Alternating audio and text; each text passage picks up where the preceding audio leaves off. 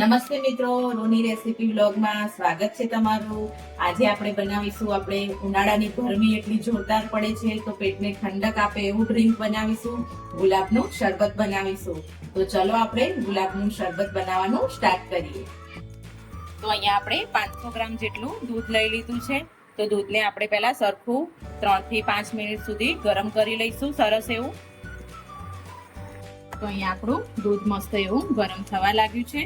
તો આપણે અહીંયા થોડી અડધા કપ જેટલી ખાંડ નાખી દેશું અને ખાંડને તમે ખાંડની જગ્યાએ સાકરનો પણ ઉપયોગ કરી શકો છો મીઠાશ માટે। તો સરખી એવી મિક્સ થાય ત્યાં સુધી આપણે થોડું હલાવતા રહેશું। તો અહીંયા આપણે 1 ચમચી જેટલા સબ્જા સીડ્સને આપણે પલાળી લેશું। સબ્જા સીડ્સ ઉનાળામાં બહુ જ સારા હોય છે એટલે આપણે એને પલાળી લેશું। મસ્ત એવું દૂધ આપણું ઉકળી ગયું છે સરસ એવું।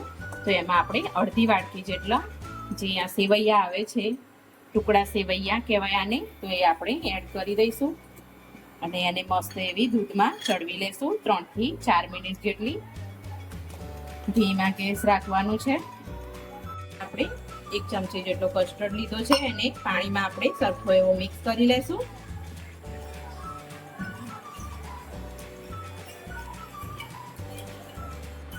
અને આપણી હવે સેવૈયા આપણે જોઈ લઈએ, એકદમ ચડી ગઈ છે અંદર।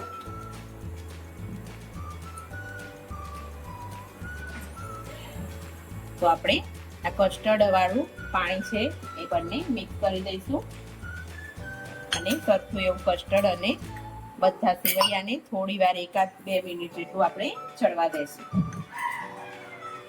અને કસ્ટર્ડ નાખવાથી મસ્ત એવું દૂધ આપણું ઘટ થઈ જાય છે। કસ્ટર્ડ સેવૈયા અને બધું મસ્ત એવું અંદર એકદમ ચડી ગયું છે। તો આપણે હવે આને ઉતારી લેશું નીચે।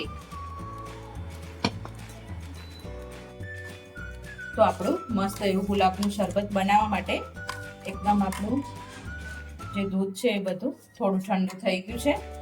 તો આપણે એમાં હવે આપણે ગુલાબનું સિરપ નાખીશું અને આ રીતે હલાવતા જઈશું। એકદમ શરીરને ઠંડક આપે એવું ગુલાબનું સિરપ છે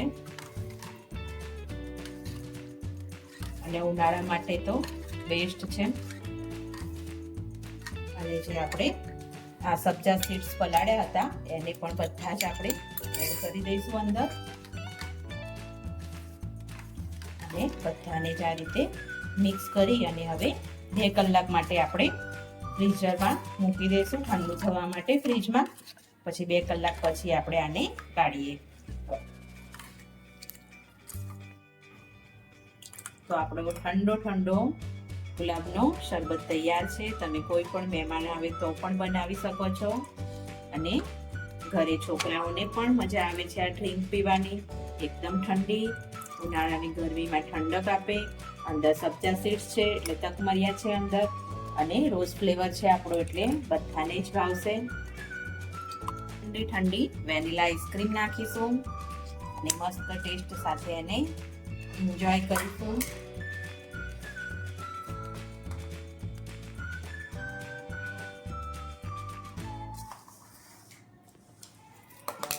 થોડી આપણે ટૂટી ફૂટી એડ કરી દઈશું।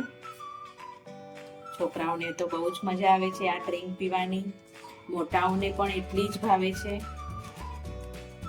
અને ગરમીમાં ઠંડક આપે એવી ડ્રિંક તૈયાર થાય છે।